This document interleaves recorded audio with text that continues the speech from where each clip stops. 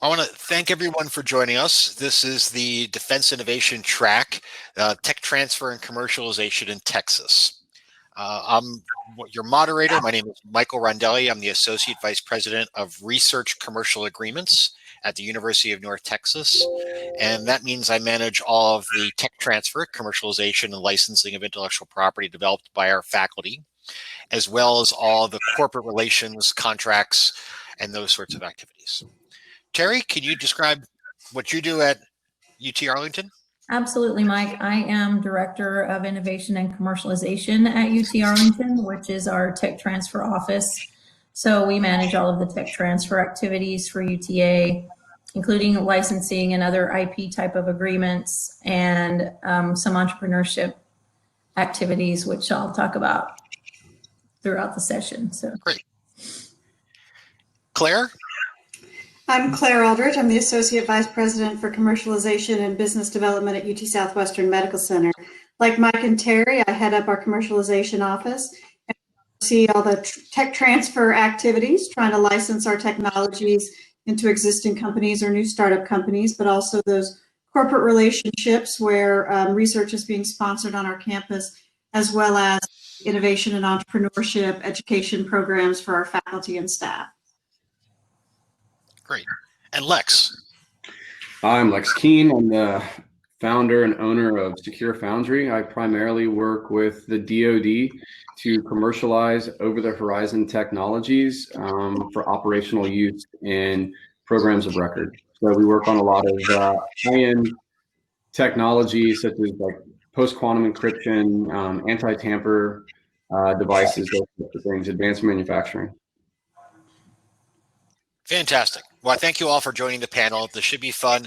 Please, if you're watching or listening in, if you put in the chat function what a question is, we'll be happy to answer that at any point. How about we start off with describing the resources that you have across your entity for startups? Lex, do you want to start off? You're the odd one out. Yeah. Not being a university, you're the odd one out. So I do partner with a lot of companies. I'm just looking for best in class. Right, so I do partner with anybody and everybody. So it could be from Siemens to Applied Materials, all the way down to university students that are trying to commercialize IP that they've been working on as maybe their PhD program, right? I mean, that's really the resources that I have available to me would probably be based on my military background. I was the technical director at Cyber Command for a number of years, and I just learned how to work with the research centers to get technology out into to get fielded.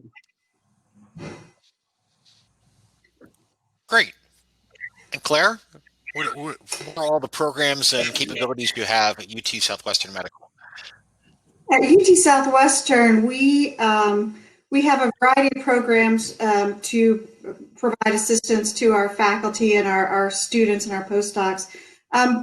The first step is, of course, inventing something, and our office works very hard to, one, help understand what would be the best strategy for protecting that, whether that would be patenting it, or if there's other ways that it might be protected that could capture value in a way that doesn't require a patent. And then we also work we've just launched our first pitch day. So we are now working with a number of startups kind of coming out of our laboratories and helping them hone their pitches, which they will then compete in November for some prize money and access to some educational programs. We are launching a Blackstone Launchpad later this year in collaboration with the entire UT system. And that program will come with a lot of the educational work that's important to help understand where the commercial opportunities are. I think that's probably the most important thing that we can provide our faculty and our staff and our students, is to help them start to understand what that commercial opportunity is. A lot of times there's really amazing science that we've got being developed on campus, but sometimes it's harder to tease out where the opportunity is to take that into commercial development.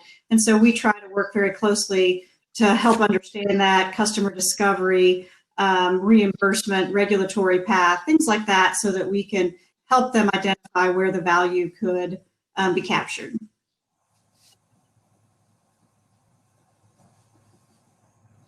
Great, thanks. Terry? Yeah, I would echo a lot of what Claire said, pretty much all of what Claire said, as far as, yeah, we get an invention disclosure in and we first try to determine with the inventors what is there a product here and would somebody want to buy it? What is the product and what is the product market fit if there is a product? So, and then we also consider whether this technology whether the technology is a good technology for a startup or whether it's better to try to license it to a more established company. And when students or faculty or others want to do a startup around a technology that we have a number of resources that we help them tap into, including a partnership with Tech Fort Worth, which is a programs-based incubator in Fort Worth, and they have several programs that kind of are sequential that our startups can participate in free of cost due to our partnership. And then along with UT Southwestern and UT Dallas, we participate in the venture mentoring service, which is a UT system-wide service as well, which is based on the MIT model. And then we started the North Texas version between the three of us. We have an entrepreneurship workshop series that we do every semester. We have a deep dive, which is more of a mini accelerator kind of thing that we do in the summer. We have a pitch competition that is funded by a generous donor that we run through the business and engineering schools in conjunction with them. And the students have the opportunity to win money and participate in entrepreneurship classes and then pitch again. So there's 2 phases to it. We're setting up a Center for Entrepreneurship and Economic Innovation. So we're hoping through that, once we get that more established, we'll have the ability to kind of collaborate across campus with all of our entrepreneurship programs and help students who are not only interested in starting tech companies, but also other kinds of companies. So there's SBIR and STTR assistance as well, and we have a Veterans Business Outreach Center. So we have a number of resources across campus. And that's something for us as a medical center that we struggle with, and it's great to have partners like UT Arlington and UT Dallas to leverage their business schools and their engineering schools and that kind of educational pathway that we don't have on our campus. So it's really great to be part of that North Texas effort with the UT system. And I just want to throw in one pitch that we all did. Lex, we didn't know you back then, but last year we got all of the universities in the North Texas area. Actually, there are 12 of us. We extended all the way to Lubbock and down south even a little bit. And we had that USpinX that day for University Spin Out Exchange. And we had 46 companies and 10 VCs fly in from the coasts. Yeah. So there are a lot of resources engaging with universities and the startup community. I think a great thing to talk about would be, can we give an example or ways that people or startups can engage with your university, whether it's trying to find the idea, trying to find early tech, trying to look at the business plan and identify what the markets are for it and do best case scenarios, et cetera. Can you each describe a little bit about what you do, and then we'll add Lex into that because his takes it on a very serious note as to exactly how they're trying to commercialize. So Terry, do you want to start off? Sure. So how should startups engage with us? So if they're engaging with our office, I'm assuming they're interested in finding a technology or developing a technology versus some other kind of startup that might not be tech-based. And if they're interested in a particular technology area or looking for something in particular, we have various platforms that we have technologies listed on, including our website, which is not what I would start with, but well, you can start with that. We have a list on our website. It's just always in flux. And we use other platforms like Flintbox and Impart to showcase our technologies. And also they can always contact us. Our general email address is innovation@uta.edu. And actually a lot of times sitting down and having a conversation to understand if somebody's wants to start a startup but doesn't have a technology, they're just interested in finding their next thing. We're happy to sit down and talk to them about their strengths and what area they might be interested in, and to, you know, bring some specific technologies that we have available to their attention and point them to different faculty members who are working in that area. So we've had it happen in all of those ways. So. And I think, you know, we obviously a lot of the same. Yeah, obviously a lot of the same. You know, we have our technologies that are available for licensing, and happy to facilitate those introductions. I think another thing we do like to do is try to move those conversations upstream, especially when it comes to kind of your seasoned entrepreneurs and your seasoned investors, to try to help them get connected with our really entrepreneurial faculty members who are doing, you know, that cutting edge work that's maybe 6 months away from an invention, but how can we get those folks together and kind of drive those collisions and you know, see what can happen once a relationship and a rapport can get established.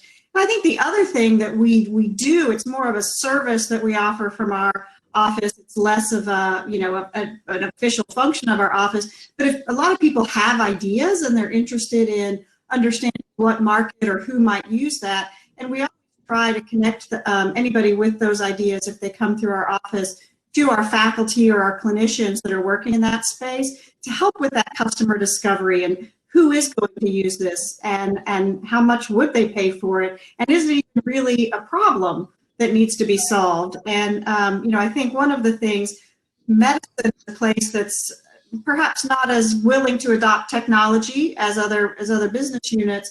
And so, you know, being able to bring the right clinicians with people who have novel technology solutions could maybe help get over that hurdle. And certainly with the challenges over the last few months, when so much has had to move virtual, I think the clinical arena is getting a little more comfortable with technology. And so this might be a really great time to start to say, I've got this technology that has an application in, say, the defense industry or the finance industry or something like that, but where is an application for it in the medical industry? We're more than happy to kind of help facilitate those conversations to understand if there is anything there. Great. Lex, Yeah. a little bit different for you. How should companies engage with you? What's the breadth of service? And what are the, or maybe not service isn't the correct word. What's the real breadth of way that they should engage with you, whether it's finding opportunities, validating opportunities, and really trying to go, you know, advance their TRL to actually have a customer? Well, to have a customer, I typically, I mean, I'll just go through it's probably easier for me to discuss my process. And so I usually start with the problem. Please. And then I do my research. And so I have relationships with universities all over the US, mainly going through going to conferences, being a part of the community, right? And I get to know who the people are that are leading in that field, and I monitor what they're working on. Also, you know, you go to Google Patents and see who's working on stuff. Real cheap and easy ways to do it. And then the easy part, finding the technology, because there's technology everywhere. Then it gets down to working with the universities to find out, right, what are they willing to license and what are the terms? Because just because I find really great technology at a university doesn't mean that it's actionable, right? It's got to be the right. If it's going to be my core technology, then and I'm trying to raise capital, then you're going to have that as a core piece of technology. Then you have to have that exclusivity. Otherwise, you could prove a market for somebody else with a lot more money and come in right behind you, and they can go to the university and license it themselves, right? So making sure that whatever I'm licensing, that I can also get that defensible position. It's a university that I want to work with, right? Maybe they're a little more seasoned and they know how to work with a company versus kind of they have somebody in their IP office that wears like 5 different hats and doesn't really know what they're doing, right? Although I'm willing to work with anybody if they have incredible technology, right? So it's not just finding the technology. There's a lot more that goes into it to find if something's ready to be taken to market. But usually I start with the problem, And then I try to find what's the best solution out there under the best terms. That's right. That's probably another good area for us to talk into. And looking at our panel, what are the terms that you need versus what are the terms that the universities that we need, and how do we find that common ground between us? So you mentioned exclusivity is one thing that you need. You don't always have to have Terry, Claire, are those? Well, I think, this is something that I feel strongly about and have spent a lot of time thinking about. I returned to UT Southwestern after spending 8 years with a venture fund.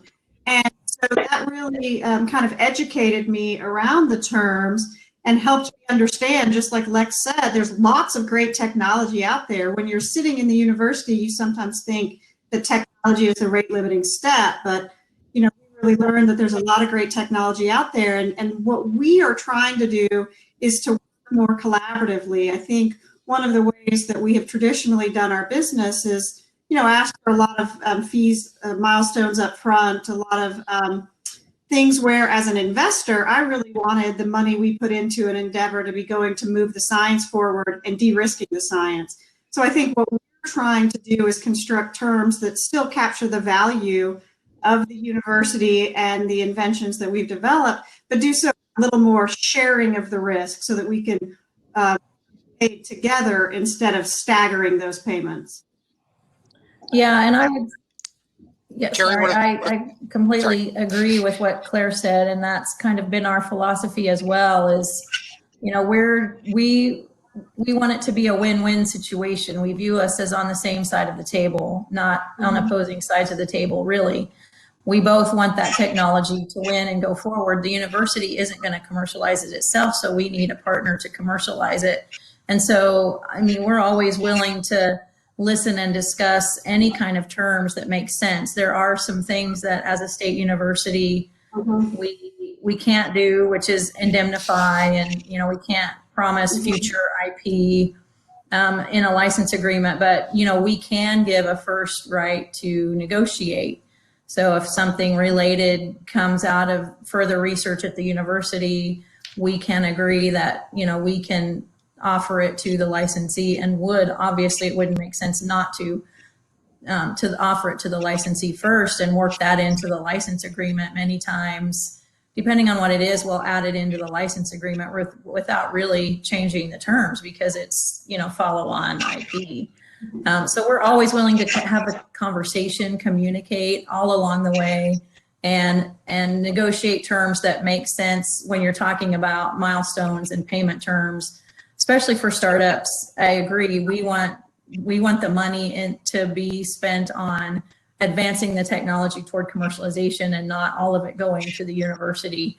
So often back-end load payments so that the startup has the best chance to, especially at the beginning, to kind of move things forward. So that's our philosophy at UTA. That's great. I think that's really important for people to understand that there aren't a lot of things that you won't do as long as it makes good business sense. Except you can't accept Iowa law, you can't indemnify, we can't provide a warranty, and other things like that. What are the technical areas that you find that are really interesting? And again, this is technically a defense track, which can be very, very, very, very broad in the defense industry. It keeps on expanding its scope. But what are the technical areas that you feel really comfortable with for each one of you that you work on? Lex, I feel the technologies that I'm typically looking at are going to be microelectronic related. So it's going to be novel approaches to security features embedded within hardware appliances or devices. Think about the chip, not the big piece, not the final product. So advanced manufacturing, security, and quantum. Right, more on the quantum encryption, quantum security, not quantum computing. Okay. Well, so at the university, you kind of work with what comes in the door.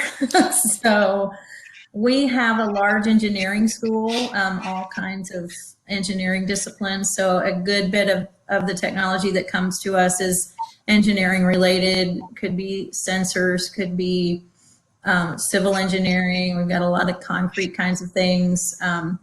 We have a lot of medical device kinds of things, and we do have a few on the well, more than a few on the life sciences side that are like medical devices and therapeutics and imaging and things like that. So what we try to do with what does come in the door is make the best decision as far as, because, you know, Lex said he starts with the problem, and that's a great place to start. At the university, often you get the solution in your door and you're trying to find the problem. And so what we're trying to do is figure out if there's a problem that is being solved by the technology that we're evaluating. And we're trying to make the best decision as far as protection and where, you know, the strategy for that technology that we can, because we have obviously limited resources to protect it. So we're looking for commercialization potential and licensing potential in the major part. So. And ours is Claire? really more around, less around defense and more around health.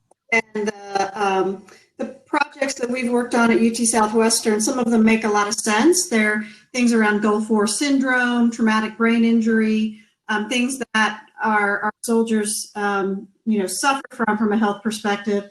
But we also have some projects that the Department of Defense is involved in that are around conditions that predominantly, maybe more than you might expect, affect our veteran population or our military population, things like lung cancer, kidney cancer,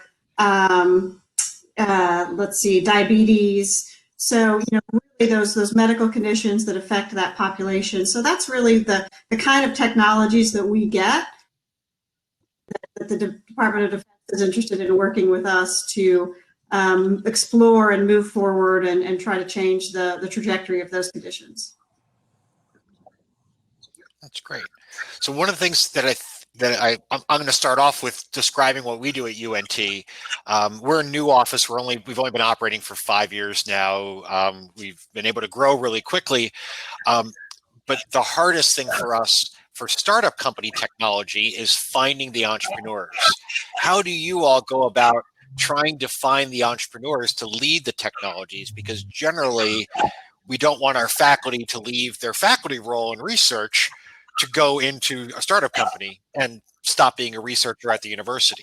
How do you deal with that? And how can we all engage and work with Lex and work with others to find more entrepreneurs in the North Texas community that can take risks on our technology and try to build startup companies around them? Go cherry the MBA program. Yeah. Sorry? Go poach the MBA programs. Yeah. Well, and I think all of the educational programs that we're working on, whether they're the boot camps and things like Health Wildcatters and Tech Fort Worth and all of those areas, I think a big important thing for us to remember as institutions is that we need to partner with those entrepreneurs and stay on the same side of the table with them, so that even if the project doesn't fail or doesn't work, the science doesn't progress, that then they can come back and look for another opportunity within our institution and take that forward. I think that's a very important thing we need to do. We have some entrepreneurs in town, and we just need to make sure that we are providing opportunities for them to connect with us and work with us. I think it would also be important for a lot of the people listening that are interested in commercialization to realize that it's very accessible and it's very affordable to do, right? Like, I'm not going to be a great scientist and invent anything, right? I find really smart people and take credit for it, kind of. No, but it's very accessible, and I usually have found it to be very advantageous. And for a low cost, I don't know how y'all run y'all's programs, but we do commercial evaluation license, and that's a very low cost way for to kind of have an official status so that I can kind of advertise it to my potential customers, right? Without being fully committed to the full price of a license, right? But even a license is still pretty affordable. So I just anybody listening, I would encourage you to reach out to various commercializations or tech transfer offices and just start to create those relationships. So if they're in the sort of space that you're looking for. Agreed. We've got something Again, similar. We want to make our options as easy and painless as possible, so the entrepreneur can go out there and find out if there is anything. Is there a customer? Are there potential funders? And that provides us information, valuable information as well. I know that for us, we generally price our option. In many cases, we will price our options to be during the option period. You have to pay any patent costs incurred just during the option period. Is that even if you have non-exclusive, you still expected to pay the full patent costs? I have not done a non-exclusive option. It feels I just don't do I've never had anyone ask for a non-exclusive. Well, sometimes you think that everybody's going to be beating down the doors. They don't want to give exclusivity, or it could be the way that the money came in, that they're not legally allowed to give exclusivity because it was through a government grant or something like that. Actually, government grants, you can give exclusive. You just have to have a reasonable case. So under the Bayh-Dole Act, you really just have to have a reasonable case. And it's clear, especially if it's medical, it's obviously clear. For $1.4 billion you're going to spend on getting a therapeutic from the lab to being approved, it's got to be exclusive. But even in the engineering world, it's very unusual to have something coming out as fundamental research from an NSF grant that isn't going to need a great deal of more work on it from the university lab to make it a commercially viable product of some sort. So exclusivity is usually an easy level for us to go over to say, yeah, this makes sense. It's the only time I really ever do non-exclusive is music licenses, and we do a lot of those. Sometimes on some of the different types of software, but they're normally software as a solution, where we're providing some level of either like a coursework or some other type of training activity in the software to multiple institutions. Like we might license it to 1,000 different universities that are then using it themselves. But generally, I wouldn't have a problem with exclusivity for an option with either of you. The only thing I can think of is we might do exclusivity around a clinical indication and leave, other indications. Right. We sometimes do exclusivity for a field. Yeah. Right. Yeah. Because And how long does it take? So people have heard that it takes forever for universities to move, and I think that they're not talking to tech transfer offices, at least the ones that I've talked to here in the region. How fast is it? Can we do a license or an option for in my experience, it's light speeds faster than working with the government. That's why the Bayh-Dole Act was passed. Yeah, we're definitely trying to be very responsive and to standardize more of our terms and to make them, let's not argue over points we're going to give on ultimately. Let's just start with a really reasonable position and, go from there. And that helps do it much more quickly. Yeah, I would agree. I mean, options particularly are fairly quick if we can just agree on those couple of terms that tend to get a little more negotiation. And then license agreements take a little bit longer just to agree on the terms. And then, it depends on who I'm negotiating with, but generally we can be as quick as you need us to be, or respond. We try to be very responsive as well. So. Absolutely. Let's see. Going along with that, can you tell us each a great story that we can find interesting to the people who are watching us? A startup company that you've been able to work with that took the technology, faced some problems, and worked with your office and was able to make some kind of success. Claire, do you want to start? You've obviously had a couple of big ones that have made the news in the last year that came out of UT Southwestern. I think probably we can talk about Taysha Gene Therapies. That's the one we've been getting the most press about recently.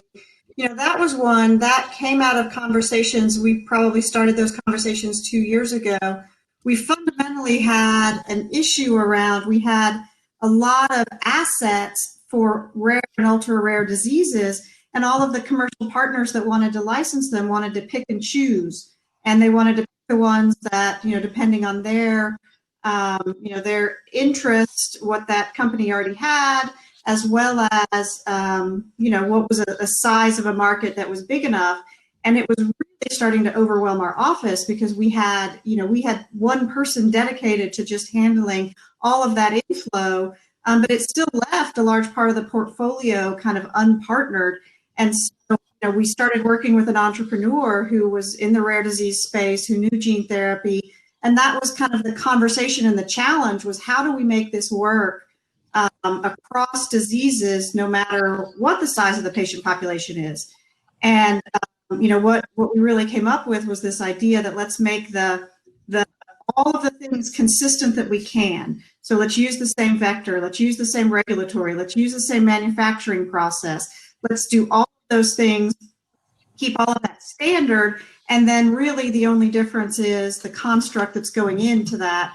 And when we did that, and what we have is a 500,000 patient population. And so now what was a lot of rare, ultra rare orphan indications, now we have something that looks really like a large clinical indication that you would be ecstatic to go after. And when we took that out to the investors, it really resonated with them. And so we've had an enormous amount of success from the funding environment. They've raised since March $25 million. And the investors recognize that what we were able to come up trying to solve this problem of our office being inundated with people wanting to pick and choose the portfolio, we actually built something of remarkable value. That's a great story. Lex, can you want to give a story as well? Sure. When I first came out, what's that? Yeah, so when I first came out of the military, right? Coming off my tour as out at Cyber Command out at Fort Meade, right? I had some successes there, and one of the successes I had at Cyber Command, working with research labs to commercialize technology.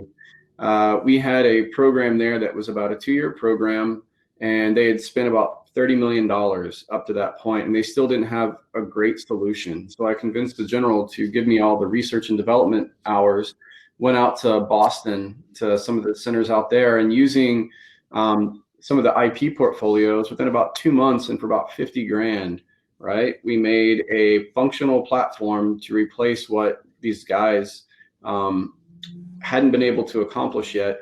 And then I think 7 different agencies or entities jumped on board. So the technology exists, and sometimes it just needs entrepreneurs that have a operational or a different view to come in and maybe take a piece from this school and a piece from another school and combine them to create a functional system. So it needs people that have that higher level view to kind of pull it all together. Great. That sounds great. Fantastic. Yeah, I could talk about a company, but I want to approach this question from a little bit different angle and talk about a couple of programs that we've implemented on campus that have really helped to spark entrepreneurship and help us identify those entrepreneurial students and the grad students and faculty across campus. And one of those is our math pitch competition that I mentioned earlier, which was actually completely funded by a single donor who wanted to provide funding for the purpose of entrepreneurship on campus and have us develop this. He had very specific vision about how he wanted it to operate and wanted us to have the competition with 2 phases, and after the first phase, the students go through a particular class. This past, the winners from the first phase in the last spring went through our deep dive program, which is a mini accelerator, very I-Core-like, which goes through the business model canvas and customer discovery and all of those things. And then they pitch a second round to get more funding to progress their businesses. So those aren't required to be tech businesses, but there were a few of the companies, the student companies that went through that competition this past time that are based on technology and working with my office to understand how to protect and protect that technology and license and do all of those things. And the other thing that we've done is we started a Mavs 100 where we are recognizing the top 100 in terms of growth or earning, the top 100 startups or alumni who started companies. So they're not all startups because they might have been started a while ago. Some of them are bigger, and it's a program that is competitive. The alumni applied and for the program to be recognized, and then we had a accounting firm vet the companies, and we had a gala, and we announced the top 100 and counted down from the top 30, and then the top one got to give a speech and all of that, and it was really nice. We did it for the first time last January, and this is all done through the College of Business to engage our alumni and our entrepreneurial alumni in particular to help keep them engaged with the university and talking to us and helping us to understand moving forward in entrepreneurship as a university. So well, you can't tell us that without telling us who was number one. Oh, Exactly. I don't remember the name of the company. It was a female-owned company, though. I can tell you that. That's awesome. Excellent. Yes. That's fantastic. Well, I think I think that really leads into, the whole reason that a lot of our jobs exist is really economic development, not just the licensing income it provides to the university, but because we're 3 public universities, part of our job is really to create jobs in the U.S., but here in Texas as well, and especially here in North Texas. What do we think we need to do as a community that the rest of the North Texas community can help us with in identifying entrepreneurs to come in, being able to help us be able to push out our technologies and find the startup people who are interested in taking a risk and working with people like Lex and being able to make these companies succeed? What do you think are the real needed resources here in town, and how do we start developing those so that all of us can have a larger and larger impact in driving startup companies that went from startup size to mid-size, and that otherwise Dallas Fort Worth would try to recruit here after it became $1 billion company? I think that the most important thing we need is entrepreneurs. I think that Dallas is fortunate that we've got a lot of risk-tolerant capital, and we've got a lot of amazing institutions, as well as established companies that might have technology available for spinning out into startups. I think what we really could do a better job of is bringing that community together where the technologies and the entrepreneurs can get connected, and the entrepreneurs can get excited about the technologies, and then from there facilitate connecting with capital that would be willing to take that risk, whether it's angel networks or seed funds, or even federal awards like SBIRs and STTRs.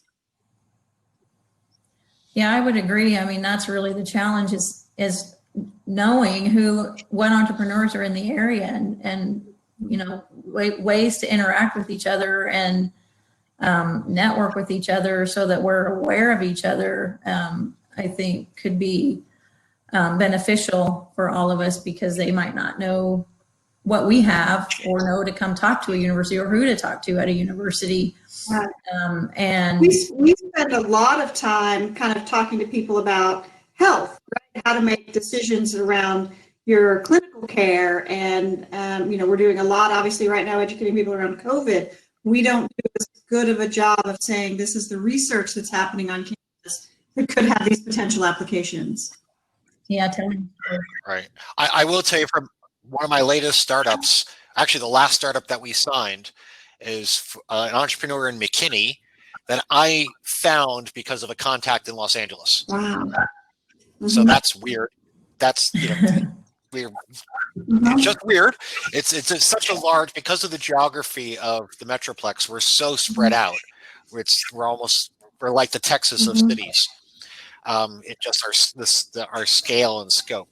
I think that of the questions that we've had in there, I think the last one that we didn't touch on was SBIRs and STTRs.